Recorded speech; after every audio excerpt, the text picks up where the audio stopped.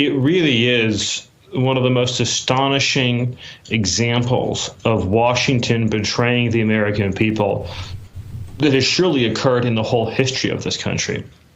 It would have been so foreign and unthinkable to our founders that they would be unable to even process such a monstrosity.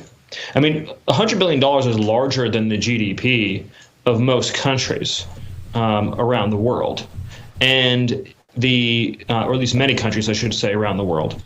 And you also have to look at the fact that we are over $30 trillion in debt. So we're borrowing money not for the purpose of protecting our own citizens, protecting our own country, protecting our own future. We're borrowing money for the purpose of financing, particularly, it's not all the money, but particularly financing a foreign war in Ukraine that could have been prevented before it even started with a peace settlement and could be ended tomorrow with a peace settlement. And so this isn't even a case in which you're using the money in theory to save lives. You're using the money to extend the suffering, to extend the misery, to extend the conflict. What?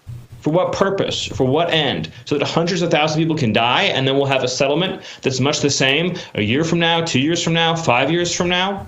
It really is horrific. And then at the same time, of course, nothing for the invasion that's happening on our own southern border.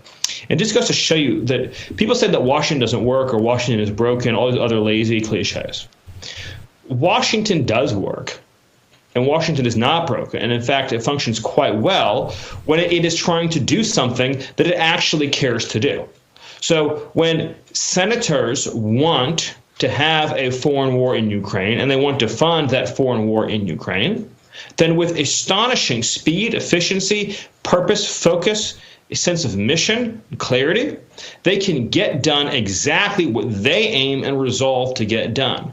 But when it comes to, say, stopping an invasion on our southern border, suddenly they're all now overnight transformed into fools and incompetents.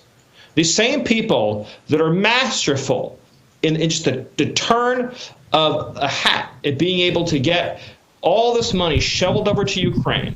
Now, when it comes to securing our own border, they can't even think of anything that could ever possibly work. And instead, they come up with a bill whose most important signature provision would allow Secretary Mayorkas to convert new illegal aliens into citizens. It's something that Marco Rubio talked about in his interview with Jake Tapper, and I give him great credit for doing so. But the Senator Murphy bill included in it a provision which I believe was the whole purpose of the bill. In other words, everything else was just window dressing.